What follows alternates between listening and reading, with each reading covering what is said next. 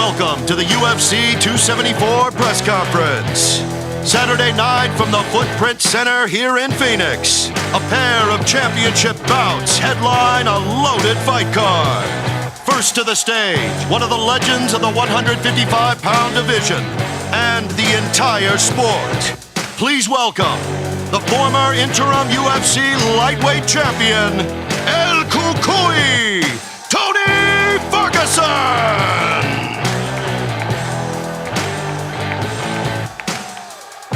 His opponent, a dangerous lightweight contender who's delivered electrifying performances every time he's stepped into the octagon. This is Iron Michael Chandler! Up next, it's a rematch 7.5 years in the making for the 115-pound title. First up, the challenger, who in the first meeting became the first ever UFC strawweight champion.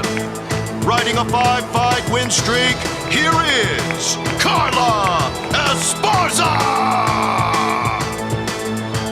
And her opponent, the reigning two-time queen of the strawweight division. Owner of some of the most memorable title victories in UFC history. It's the one and only, the Rose Namajunas! In the main event, the UFC Lightweight Championship is on the line.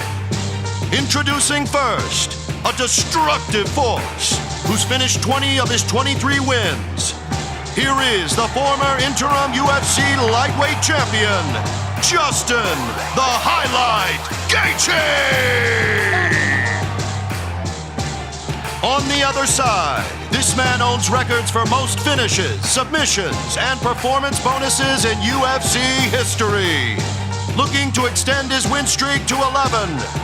This is the reigning, defending UFC Lightweight Champion, Charles "Do Bronx" Oliveira!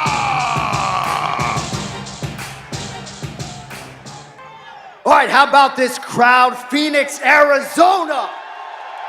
Wow. Thank y'all for coming out to the official UFC 274 press conference. I'm John Anik. UFC President Dana White will be here later this week. Of course, it all goes down at the Footprint Center here in Phoenix, Arizona, UFC 274, Oliveira versus Gaethje. We are on track for another sellout. It would mark the 15th straight arena sellout for the UFC. All right, we are ready to go. I would imagine John Morgan has a hot microphone. Johnny, take it. Start with Charles, please. Charles, you're obviously here in Justin's backyard. You're not used to getting booed. I guess, does that make the experience any different for you, or is part of you kind of like playing the bad guy? Ei, Charles, você tá aqui na casa dele, né? Então, tu não tá acostumado a ser vaiado, geralmente.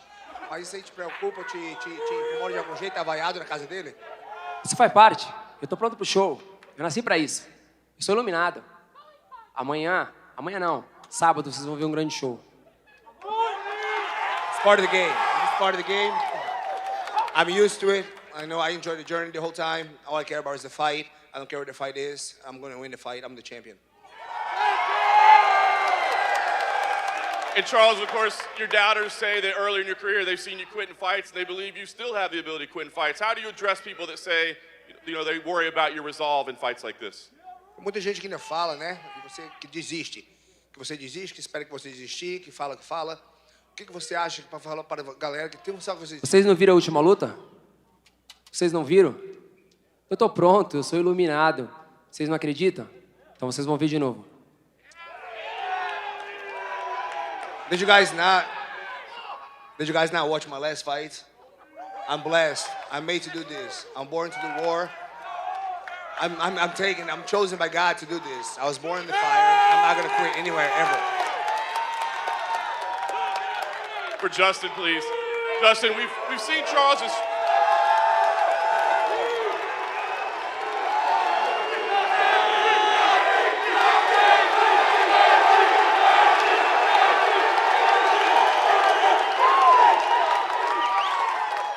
Justin, we've seen Charles' striking improve over the years, certainly, but I guess where would you rate his striking at this point, and do you believe he's going to be willing to stand a trade with you at all? This man's the champion for a reason. Every criticism I've ever had is like, is a child. We were talking about a kid. He came here 20, 21, 22 years old. I wouldn't have been ready to go through what he went through, 22 to 30 years old. Now we're talking about a man with confidence, one of the best in the world, the champion right now. Can't wait to take what he has. This will be my biggest accomplishment. I will say it over and over. And Justin, clearly we've seen you in some physical battles over the year, but I wonder if this might be one of your toughest kind of mental tests, knowing that, you make one mistake with that submission game that he has, he can change everything. Any fight at this level is going to be mentally taxing. You have to be perfect.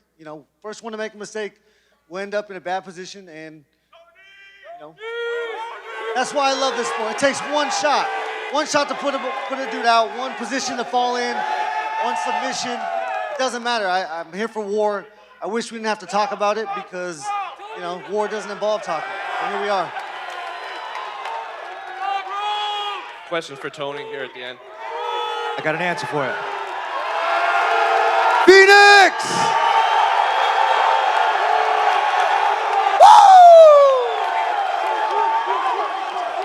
I was going to ask this later, but what is it like to be, obviously, this is a big week for the Mexican Americans here in downtown Phoenix, you, of course, of Mexican descent.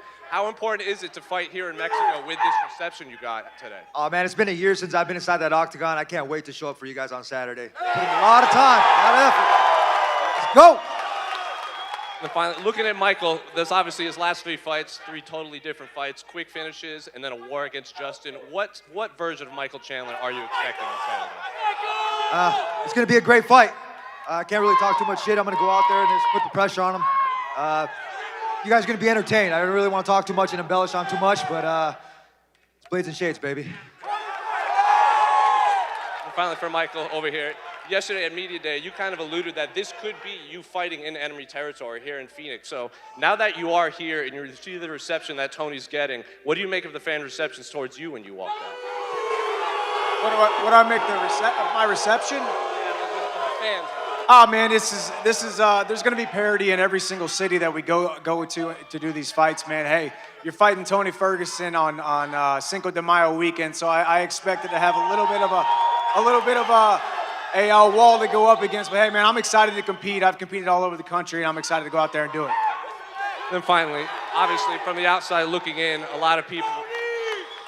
Can you not hear me? From the outside looking in, a lot of people will label Tony Ferguson's style of fighting as unique, unorthodox, this and that. But when you're breaking tape down, are you seeing there is a method to his madness, or is it as unique as we all? Kamaru Usman's Imanari rolls suck. Hey, that's true. Hey, that was a bad look for him, actually. Kamaru was playing around, rolling around, trying to emulate Tony. But that's what I've said since the very beginning. That's why this fight wakes me up early, and that's why this fight scares me. That's why this fight has motivated me. Tony Ferguson is a certified one-of-one talent. He's hard to prepare for. Nobody in the gym can show me that look. And I think there is a method to his madness, and his win streaks have showed it. I'm going to go out there and compete and hopefully get a finish. This is a question for Rose. Rose, obviously this is a rematch. I'm curious, what do you think the biggest difference is in you since that first fight? Spiritually, I'm transformed.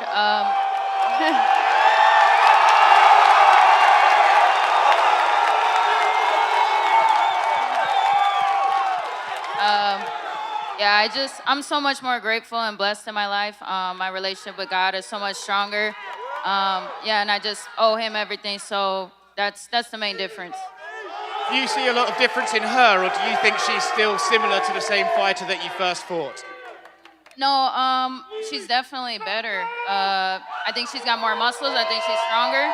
I think she's technically a little bit better and more experienced. So I'm definitely taking her very seriously, more seriously than anybody I've ever taken. And for Carla, I'm curious, what do you think of Rose and her progression in her career since the first time you guys fought? I think Rose has come a long way. She was, pretty early on in her career when we first fought, only had a few fights under her belt, and she was still able to accomplish so much. For me, she's come so far and had a lot of wins, gotten the belt, and then lost and got it back. To me, that shows so much resiliency and so much growth in her game that 8 years later, we can still be here at the top fighting for the title. One more for Tony. Tony, you fought the guys in the main event, and I know that you still want to get in that title picture. Is there one you'd rather fight again out of Charles and Justin?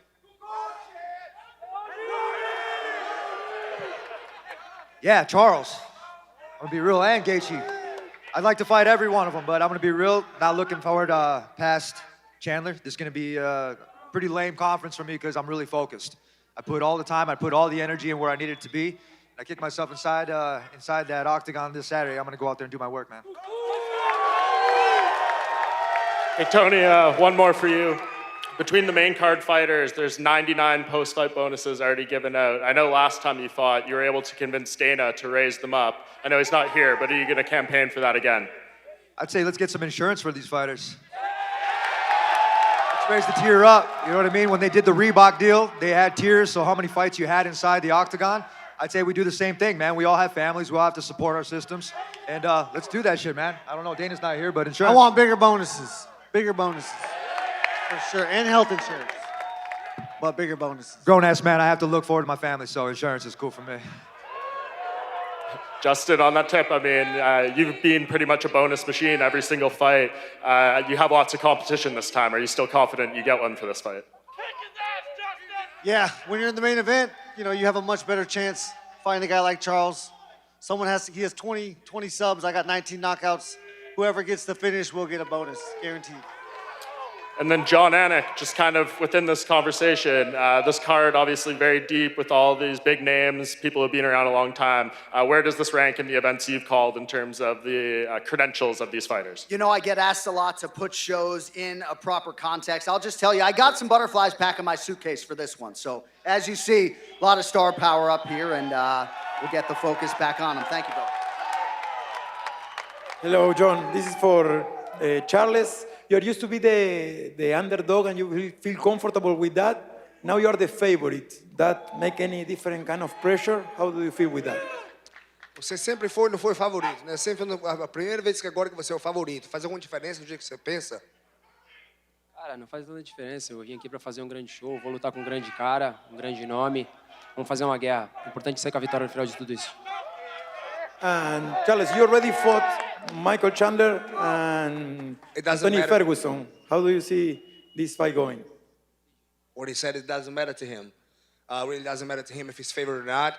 He said he come here to fight. It doesn't affect the way he fights. It doesn't affect the way he sees the fight mentally. He just said he's here to win. He came here to do his job. He feels good, and he's gonna walk out the champion.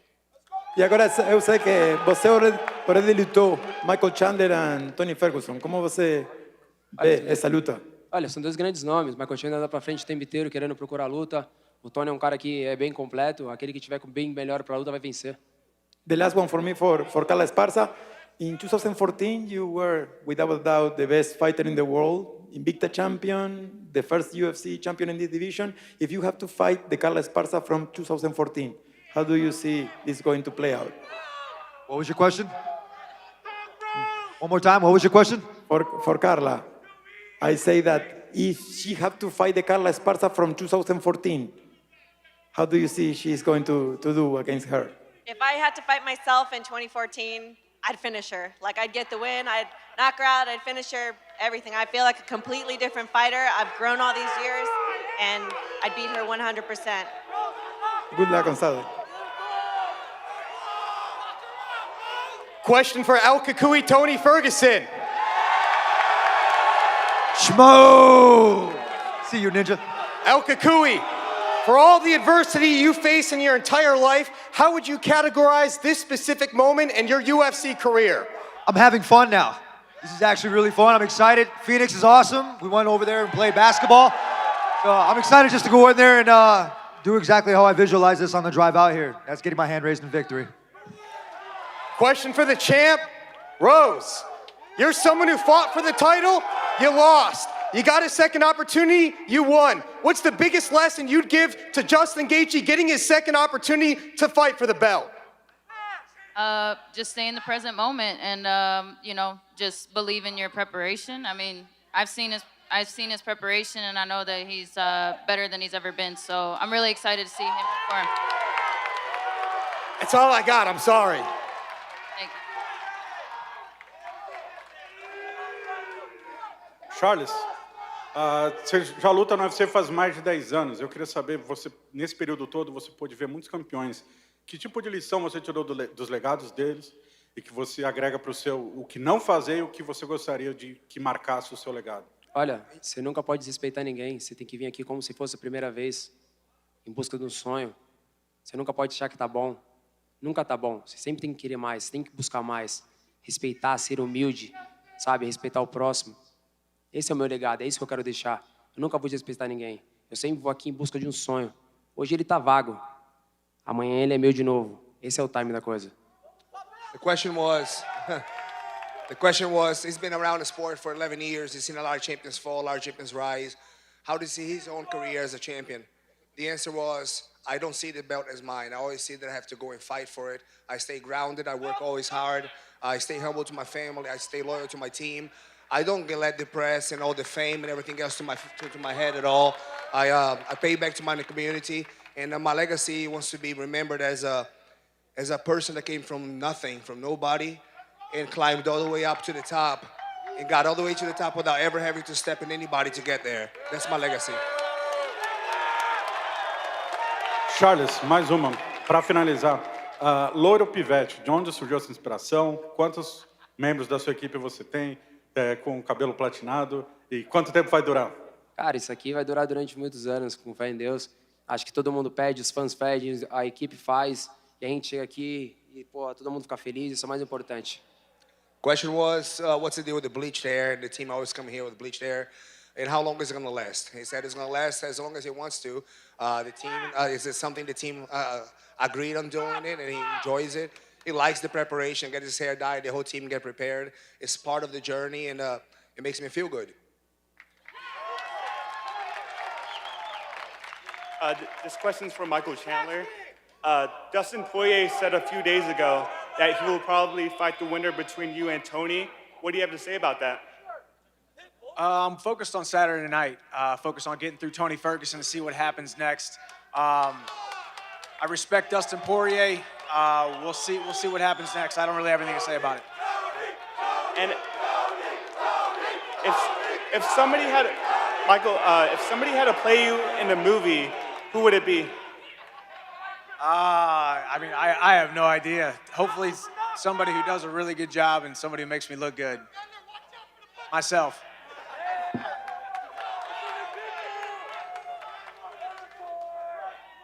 Hello, this is China Migu.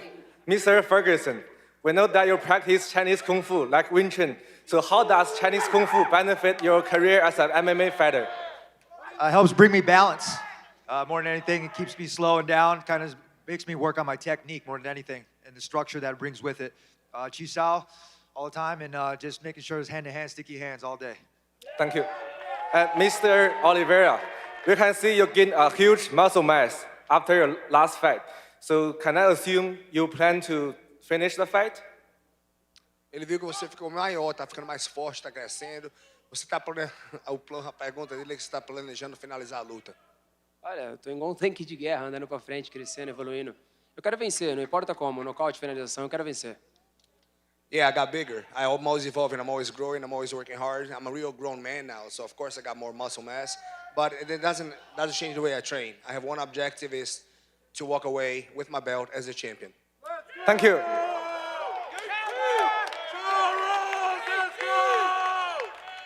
Hey Rose, sometimes in rematches, the fighter that loses the first bout fights with their heart instead of their head, letting emotion drive them through some of the exchanges.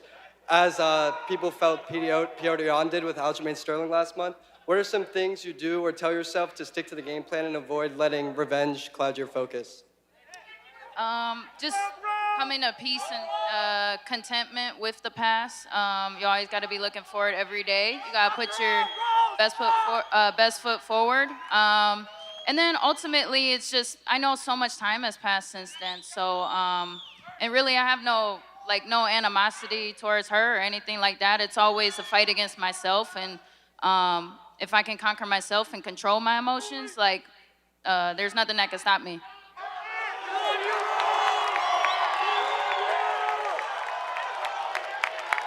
And Justin, while Charles holds a couple-inch reach advantage over you, he also throws a high volume of knees and elbows in close, as he showed against Poirier in his last defense. How will you look to mitigate his reach while evading his sharp Muay Thai skills? Yeah, I got the best coach in the world, and We work on the basics every day. It's creating angles, controlling distance. That's the most important factor in a fight is who's going to control the distance. And I have to win that battle. Carla, it's been a long journey back to a title fight. Have you thought about what it would mean to recapture the belt? Most definitely. For me, it would mean a lot because it really showed just, that you can stumble, you can fall along the way, but if you believe in yourself and you keep going after your goals, that you can make anything happen. And for Rose, have you thought about the poetic nature of this scenario that you've been through so many rematches and you'd be able to cap it off with rematching Carla? Yeah, and talk about stumbling and falling. I've definitely had a few of those in my career. So to be right here as a defending champion, two-time champion, I think it's a testament to everything that I've done. So yeah, it would be very poetic, and yeah, I've put in the work. So I'm really looking forward to the challenge, and I'm really grateful for this opportunity because it's just truly amazing. Thank you. Thank you. All right, Phoenix, y'all were wild. Thank y'all for coming out. We're going to get Mick Maynard up here. We're going to stare down these athletes. Couple of housekeeping items. Be sure to check out the official weigh-in tomorrow at the Arizona Federal Theater. That begins at 3 p.m. Pacific. First fight, 2:30 p.m. Pacific. Live on Saturday night. Limited tickets are still available. Thank y'all for coming out.